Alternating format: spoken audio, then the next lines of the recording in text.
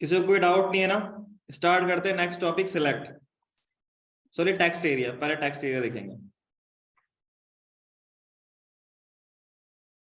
Topic डाल लो text area, ठीक है ना?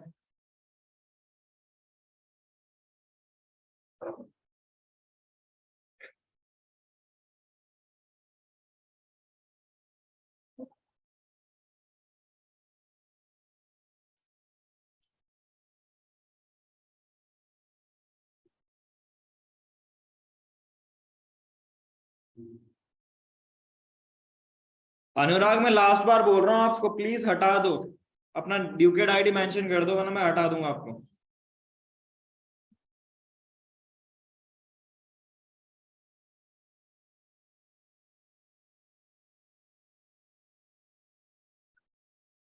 देखो, अभी तक जो इनपुट आप ले रहे थे उसमें क्या आता, सिंगल लाइन आ रहा था। उसमें आपके पास क्या, लेट्स से आपके पास बहुत जैसे टेक्स्ट फील्ड है आपके पास डेटा कुछ डालना है कुछ इस प्रकार का, ताकि आपको यूज करना हो। जस्ट लाइक मैंने लिखा यहाँ पे लॉरे इप्सम है। लॉरे, ये डमी डेटा है, मुझे डिस्क्रिप्शन के लिए यूज करना कुछ इस तरीके का डेटा, ठीक है ना? आप इसको इनपुट में नहीं डाल सकते, ठीक है ना? इनपुट से हमें ज्यादा बड़ा वो टेक्स्ट वो चाहिए होगा एरिया। उसके लिए हम टेक्स्ट एरिया यूज करते हैं। कुछ नहीं करना, आपको टेक्स्ट एरिया लिखना है।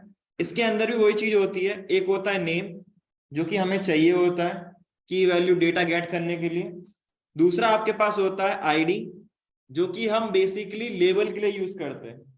और दूसरा केस ये होता है कि आपको इसके थ्रू डेटा रियल टाइम में डेटा गेट करना है फॉर जावास्क्रिप्ट, तब आप इस पे आईडी लगा सकते हो। फोर्थ केस आपका कॉल्स और रोज। ये क्या होता है, अभी मैं इसको यहाँ पे कुछ डेटा लिख लेता हूँ लेट्स से, और इसको देखते करके पहले लाइव। तो कुछ ऐसा आपको डेटा दिख रहा है, ठीक है ना? इसमें क्या है कि आप इसे छोटा बड़ा इजीली कर सकते हो। ये रोज और कॉल्स क्या है इसको देख लेते हैं। ये जो कॉल्स होता है ये वाला पार्ट होता है यहां से यहां तक,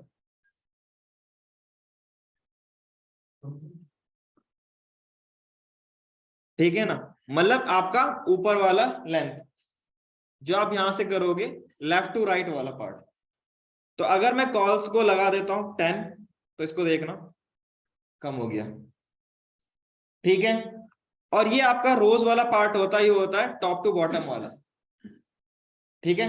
ये एक इनपुट बॉक्स है, इसके अंदर आप जो भी डेटा डालोगे। अब इसमें क्या है कि आपके पास एक फायदा ये है कि आप पूरा डेटा देख सकते हो। इनपुट में क्या होता था, मैं इनपुट एक लिख लेता हूं। यहां पे मैं कुछ भी डालूंगा, ठीक है, तो मुझे यहाँ पे स्क्रॉल करना पड़ेगा इधर की तरफ, है ना? ये टेक्स्ट एरिया में ये फायदा है कि आप पूरा डेटा, जो भी आपके पास डेटा है वो पूरा आप विजिबल देख कर सकते हो। इसका यूज हम तब करते हैं जब हमें लार्ज डेटा, ठीक है ना, डेटा डालना होता है। बेसिकली इसलिए यूज करते हैं टेक्स्ट एरिया को। अब अगर आप इसको देखोगे तो यहाँ पे आपके पास रोज आ गया, कॉल्स आ गया, बाय डिफॉल्ट सेट करने के लिए होता है। इनपुट का, अगर इनपुट से ज्यादा डेटा आपके पास, ज्यादा बड़ा डेटा आ रहा है तो आप टेक्स्ट एरिया यूज करोगे। बेसिकली हम यूज करते हैं डिस्क्रिप्शन में, और कहीं पे यूज नहीं करते टेक्स्ट एरिया का, जहां पे आपको बहुत large amount of data enter करना होता है। एग्जाम्पल, रियल एग्जाम्पल जो आपको दिखा सकता हूं मैं, वो ये है आपके पास।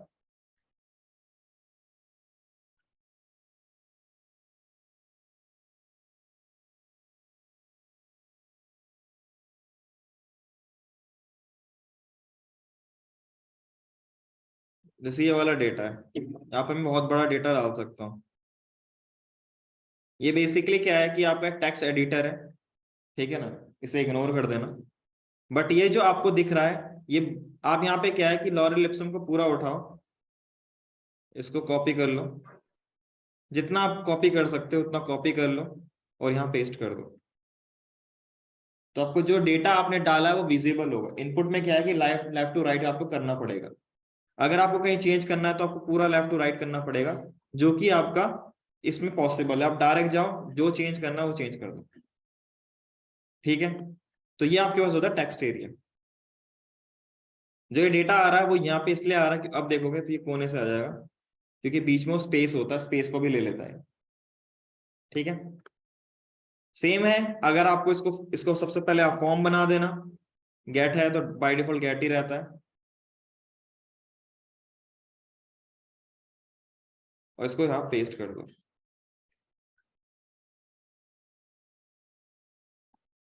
और यहाँ पे एक सबमिट बॉक्स ले लेते हैं, सबमिट बटन,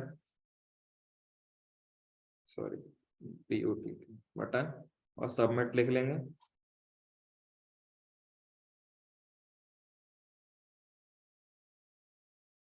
नेम में मेंशन नहीं किया मैंने शायद से, हाँ नहीं। डिस्क्रिप्शन लिख लेता है, टेक्स्ट एरिया लिख लो।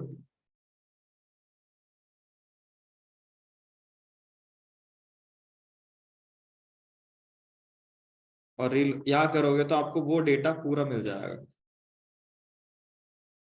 ठीक है, इसमें प्लस माइनस जो दिख रहा है वो URL एनकोडेड के लिए है। ठीक है ना, उस पर ये मत सोचना कि ये गलत हो रहा है।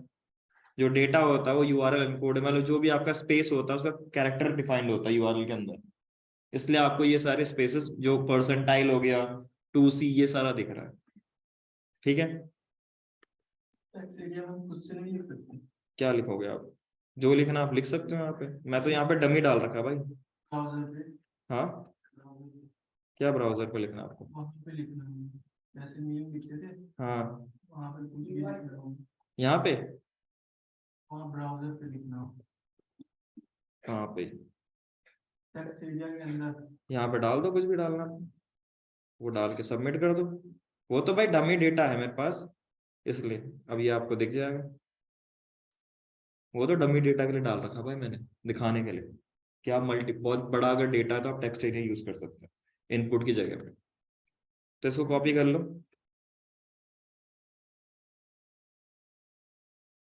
कॉपी कर लो भाई।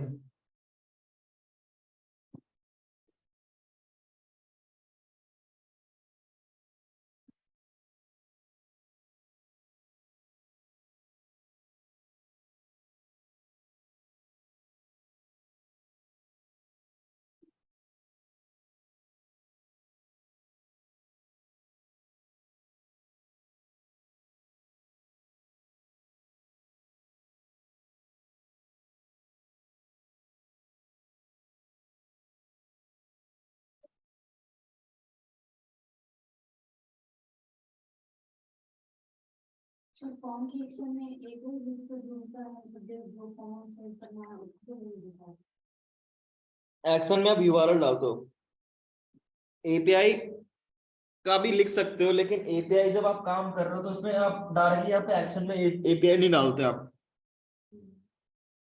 क्योंकि वहां से आप डेटा गेट करते हो जावास्क्रिप्ट की मदद से और AJAX रिक्वेस्ट करते हो फिर।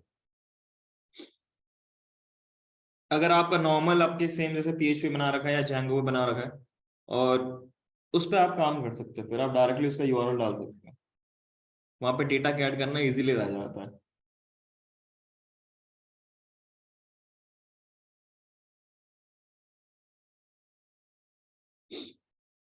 ID में टेक्स्ट एरिया लिख लेता हूँ।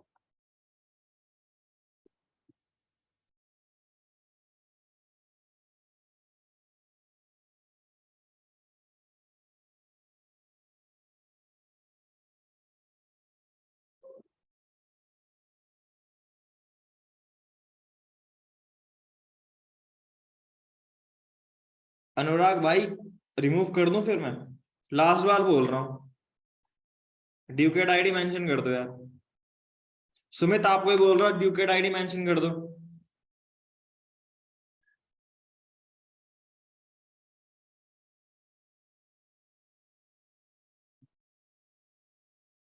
लिख लिया?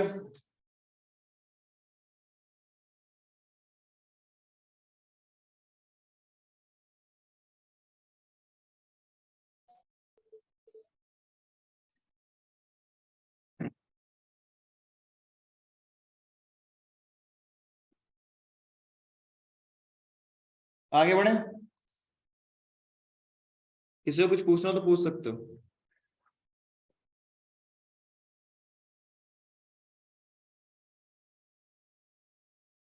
लिख लिया? ठीक है, नेक्स्ट टॉपिक डालो सिलेक्ट।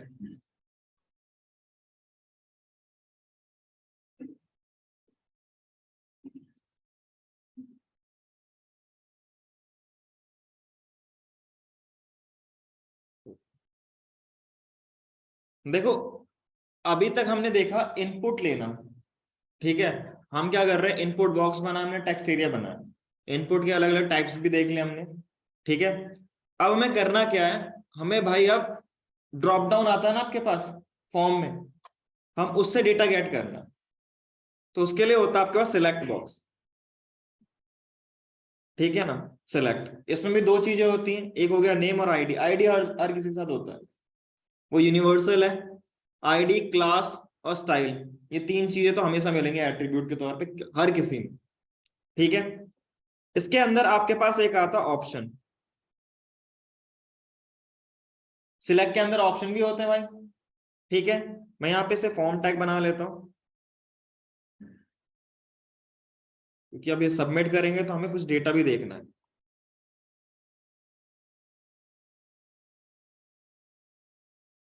सिलेक्ट में हम क्या लिख रहे थे, जैसे एक्टिव इनएक्टिव, ये सबसे कॉमन चीज है स्टेटस के लिए। आप इसके अंदर कुछ और भी यूज कर सकते हो, ये आपके ऊपर है, ठीक है। अब मैंने यहाँ पे क्या लिखा, इसका नाम स्टेटस। मुझे स्टेटस ड्रॉप डाउन में मिल रहा था और उसको मेरे को देखना है, ठीक है। आपके पास मल्टीपल ऑप्शन यहाँ पे हो सकते हैं, जरूरी नहीं कि एक ही ऑप्शन होगा, और भी ऑप्शन हो सकते हैं, ठीक है। अब इसके अंदर एक एट्रीब्यूट होता है वैल्यू, ऑप्शन के अंदर। ये क्या है इसको देख लेते हैं। पहले मैं लिखता हूं लेबल,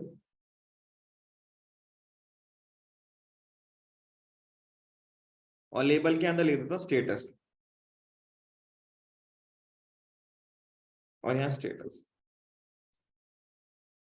अब ये दिख रहा होगा बढ़िया, स्टेटस की स्पेलिंग गलत दिख रही है, ठीक है। मैं यहाँ पे एक्टिव इनएक्टिव जो मैं क्लिक करूंगा जिसपे बाय डिफॉल्ट यहाँ पे आपको दिख रहा है एक्टिव, अगर मैं इसको रिलोड करता तो एक्टिव दिख रहा है आपके पास, और अगर मैं इनएक्टिव करता तो इनएक्टिव आ जाएगा, ठीक है। सिलेक्ट बॉक्स में यही काम करते हो। इसका दूसरा एग्जांपल है, लेट्स से आपको कंट्री की लिस्ट है, उसमें से आपको अपनी कंट्री देखनी है, तो उस केस में आप सिलेक्ट बॉक्स के अंदर कंट्री की पूरी लिस्ट डाल सकते हो वहां पे, ठीक है। आपको स्टेट की लिस्ट है, जस्ट लाइक आप कोई गवर्नमेंट वेबसाइट पे जाते हो और वहां से आपसे पूछता है कि आप कौन से स्टेट से बिलोंग करते हो, ठीक है ना। तो वहां पे आपके पास उत्तराखंड आता है, उत्तर प्रदेश आता है, दिल्ली आ गया, ठीक है ना, कर्नाटका, जम्मू एंड कश्मीर। तो जैसे ही आप लिखते हो आपको ऑटोमेटिकली सर्च में वो रिजल्ट आ जाता है। तो ये ड्रॉप डाउन है आपके पास। यहाँ पे अगर एक्टिव लिखता हूं और मैं यहाँ पे एक और बटन बना लेता हूँ सबमिट का, तो क्या होगा, मेरे को क्या डेटा कैसे मिलेगा उसको देख लेते हैं। यूआरएल में सबमिट करूंगा तो स्टेटस अभी आपको नल मिलेगा, जो स्टेटस के अंदर वैल्यू जो आएगी वो कुछ नहीं आएगी। क्यों नहीं आएगी, क्योंकि हमने स्टार्टिंग में यहाँ पे क्या कर रखा है, दिखा तो आपको एक्टिव रखा है लेकिन डेटा बस सिलेक्टेड नहीं है वो। उसके लिए आपको क्या करना पड़ेगा, एक और ऑप्शन देना पड़ेगा यहाँ पे, उस पर लिखना पड़ेगा सिलेक्ट स्टेटस, या बाय डिफॉल्ट दोगे। अब मैं जैसे ही एक्टिव करूंगा सबमिट करूंगा,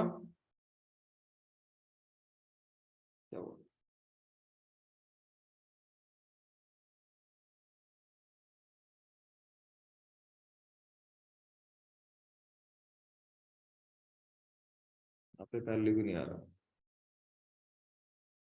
सेकंड।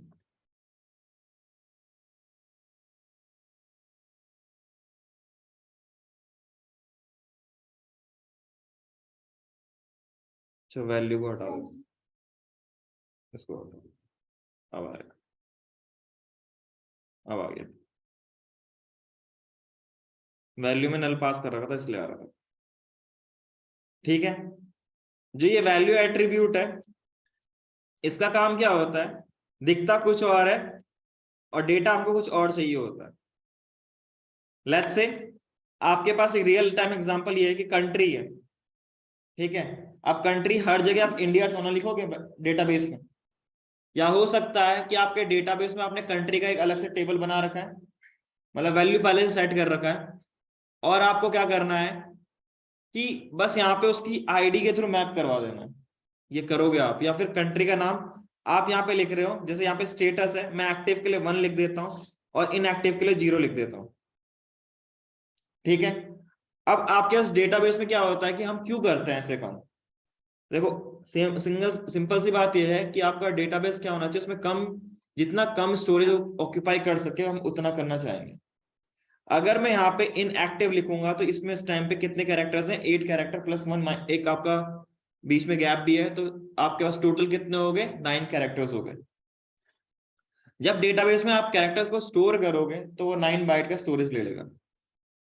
ये रियल टाइम एग्जांपल बता रहा हूँ, ये माई सीक्वल की बात बता रहा हूँ। सीक्वल की एक डेटाबेस होता है, उसमें आप इसको स्टोर करते हो, तो इस टाइम पे 9 बाइट का वो स्टोरेज ले लेगा।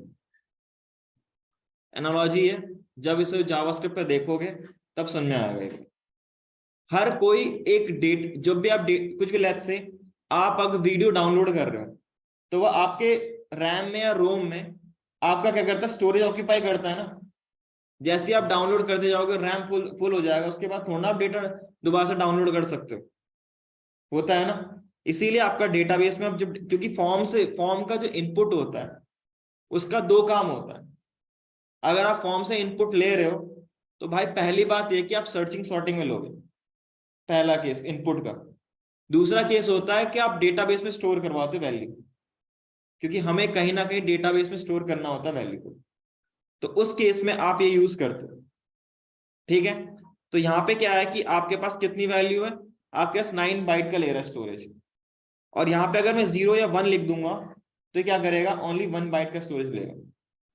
ये बेसिकली हम बुलियन वैल्यू लेते हैं ट्रू या फॉल्स के लिए, है ना। तो उस चीज के लिए आप ये यूज करोगे, बेनिफिट वहां पे आ जाता है। फिर आपका यहाँ पे 9 बाइट का स्टोरेज ले रहा था, यहाँ पे 1 ही बाइट का स्टोरेज ले रहा था, तो स्टोरेज की जो स्टोरेज ऑक्यूपाई हो रहा था कम हो जाता है। जैसे आपका यूट्यूब है, यूट्यूब में आप जब भी कोई भी आप वीडियो अपलोड करते हो तो जितने एमबी, जितनी जीबी की आपको दिखा रहा होता है वीडियो, और जब अपलोड करते हो तो उतनी जीबी की होती हो, वो कंप्रेस्ड हो जाती है।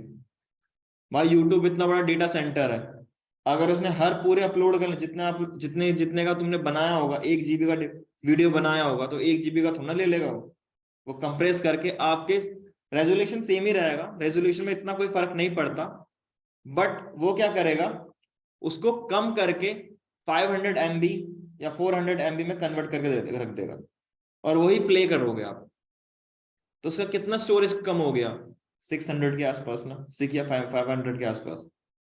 तो उसके लिए आप यूज करते हो डेटा जितना कम हो सके उतना स्टोर करने के लिए। तो यहाँ पे हम ऑप्शन का काम तब करेंगे जब लेट्स से मुझे जो ये वैल्यू है इसको नहीं चाहिए, इसकी जगह पे कोई और दूसरी वैल्यू मुझे गेट करनी है, और ये जो वैल्यू होगी ये कभी कस्टमर, जो क्लाइंट होगा, जो यूजर होगा, उसे नहीं दिखेगा। ये हम एज अ कोडिंग करते हैं। अगर आपको एक्टिव ही चाहिए तो आप इसको हटा दो, एक्टिव इनएक्टिव आपको शो हो जाएगा टॉप में। बट अगर आपको उसकी जगह पे कुछ और लेना है, ठीक है ना, कुछ और लेना है वैल्यू को, तो उस केस में आप यहाँ पे वैल्यू उसकी अलग से लिख सकते। फिर जब ये डेटा गेट करेगा, जब सबमिट हो जाएगा, तो डेटा जो भी आएगा, जो सिलेक्टेड होगा, लेट्स से एक्टिव सिलेक्टेड है तो डेटा आएगा 1 ऊपर यूआरएल में, और इनएक्टिव है तो डेटा आएगा 0। अभी क्या आ रहा था, एक्टिव इनएक्टिव। अब यहाँ पे रिलोड करते हैं इसे, इसको हटा देता हूं यूआरएल से, और स्टेटस में एक्टिव लिखता हूं। तो यहाँ पे आपको कॉपी कर लेता हूं, इसको दिखाता हूं यहाँ पे बड़े करके, तो एक स्टेटस 1 आ गया। तो हम जो वैल्यू है उसे मैनिपुलेट कर सकते हैं। कहीं जगह पे हम एक और काम करते हैं, हमें बैकएंड में जरूरत पड़ती है, तो हम कुछ इस तरीके का भी वैल्यू लिख देते हैं। ये भी आप लिखोगे इस तरीके का, इसकी जरूरत भी आपको पड़ेगी, ठीक है ना। डेटाबेस में आपको ये सारे काम करने पड़ेंगे, वहां पे चेंज करोगे। लेट्स से मेरे को नेम था, यूजर का नेम था दीपक, क्योंकि इसकी नीड पड़ रही थी मुझे, तो आप ऐसे लिख सकते हो, आईडी प्लस वैल्यू दोनों मिल जाए, और यहाँ पे मैंने दीपक नाम से लिख दिया। तो सिलेक्ट बॉक्स का यहाँ पे ऐसे काम कर सकते हो आप। तो फटाफट से लिखो, फिर आगे इसका एक और सिलेक्ट ग्रुप है वो देखेंगे।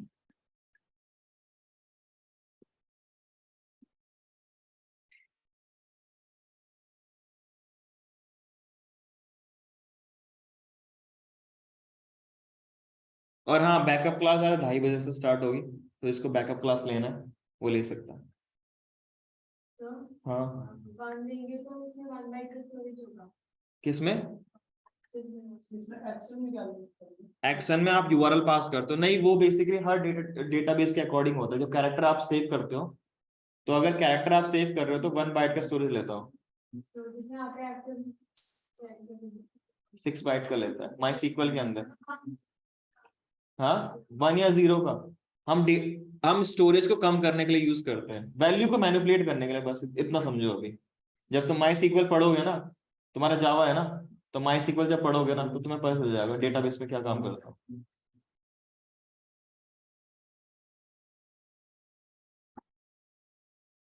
क्योंकि यहाँ पे तुम्हें समझ में नहीं आएगा, जब डेटाबेस तुम पढ़ोगे तो वहां पे तुम्हें ये सारी चीजें पता चल जाएंगी। क्योंकि आप डेटाबेस में जो है ना, जितना कम हो सकता है उतना कम डेटा वहां स्टोर करते हो, नहीं तो आपका डेटाबेस बड़ा होता जाएगा, आपको रिसोर्सेज ज्यादा चाहिए होंगे, पैसा ज्यादा लगेगा। ठीक है ना? देखा होगा कभी बार जैसे कि डीयू की वेबसाइट है, गवर्नमेंट वेबसाइट है, क्रैश कर जाती हैं। वो इसलिए कर जाते हैं, एक ट्रैफिक बहुत ज्यादा हो जाता है, दूसरा केस उसका डेटाबेस का भी होता है। ट्रैफिक ज्यादा होगा तो ऑब्वियसली बात है कि भाई, अगर तुम्हारी लिमिटेशन है वेबसाइट की कि 1000 लोग एक टाइम पे देख सकते हैं और तुम्हारे 2000 आ गए यूजर, तो फटना फटना हो जाए। क्योंकि रैम का उतना यूटिलाइजेशन पूरा फुल हो चुका था रैम, तो एक्स्ट्रा उसके पास रिसोर्स होता ही नहीं है। एडमिशन टाइम होता है भाई हर जगह होता है भाई, एडमिशन टाइम हो गया, अब आईटीआर फिल करना हो तुम्हें लास्ट, तब देखो, नहीं तो अगले दिन से जब लगने लग जाते हैं 100 दिन। हाँ हाँ भाई, जितने भी गवर्नमेंट वेबसाइट है सब जगह होता है तुम्हारा। अब बस वो है कि एक टाटा भी करवाता है, एक एसएससी करवाता है, कौन सा करवाता है, उसमें देरी नहीं होती क्योंकि उनका जो रिसोर्स होता है वो अच्छा खासा होता है, तो वहां पे तुम्हें दिक्कत नहीं आएगी। लेकिन बाकी जगह पे गवर्नमेंट वेबसाइट्स में, क्योंकि उनका जो रिसोर्स होता है वो कम होता है, दूसरी बात वो आउटडेटेड टेक्नोलॉजी पे काम करते हैं, ASP.NET, जिसको आज के डेट में कोई भी नहीं देखता जाता।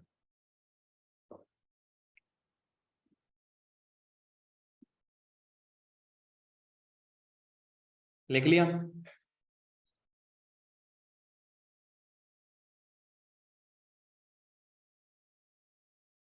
करें स्टार्ट? ऑनलाइन में किसी से कुछ पूछना तो पूछ सकते हो।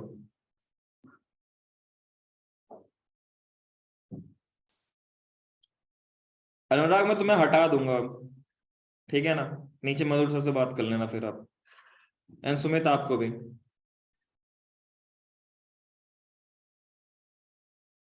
अब मैं लूंगा ही नहीं क्लास में इन दोनों, स्टेटस की जगह यहाँ पे बस। ठीक है, नेक्स्ट स्टार्ट करें। इसी में एक आता है फॉर्म ग्रुप, वो ऑप्शन ग्रुप, कुछ पूछना? लेट्स से आपके पास क्या है कि बहुत सारे ऑप्शंस हैं, है ना, और उसमें ऑप्शन में हेडिंग देनी है। ठीक है, जस्ट लाइक मेरे पे एक यहीं पे बना लेते हैं, जैसे यहाँ पे आप कंट्री है, आपको कंट्री चाहिए, कंट्री के अंदर स्टेट्स है, ठीक है, स्टेट्स ये है आपके पास। अब अलग अलग कंट्री में अलग अलग स्टेट्स हैं, आपको स्टेट्स ऐड करना है, कंट्री की आपको आवश्यकता नहीं है इतनी, ठीक है, तो उसके लिए होता है ऑप्शन ग्रुप। इसके अंदर एक होता है लेबल, लेट्स से मैंने लिखा इंडिया, और इसके अंदर मैं ऑप्शन लिख लेता हूं, जस्ट लाइक मैं लिख देता हूं यूपी, उत्तर प्रदेश, PRA होता है, PER होता है, ठीक है। दूसरा लिख लेता हूं मैं दिल्ली का, DL, और यहां पे लिख देता हूं दिल्ली।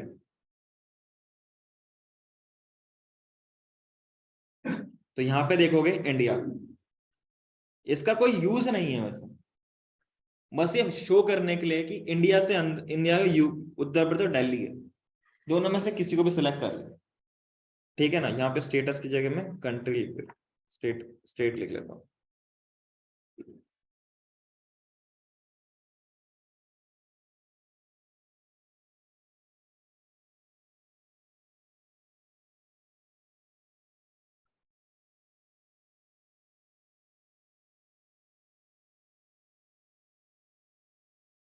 रिलोड करते हैं तो यहाँ पे इंडिया, उत्तर प्रदेश और दिल्ली ऐसे ही हो सकता है भाई, और भी होगा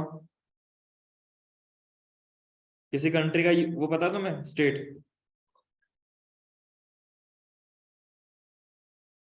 कहीं का पता है? कहाँ का?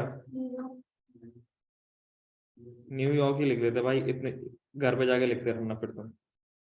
इसका लिख दिया NY लिख दिया, सॉरी, शॉर्ट फॉर्म में। अब अगर यहाँ पे आप जाओगे तो अब आपको यहाँ पे ऐसा रिप्रेजेंटेशन मिलेगा। इंडिया में 2 स्टेट्स हैं, बहुत सारे स्टेट्स होते हैं, USA में न्यूयॉर्क।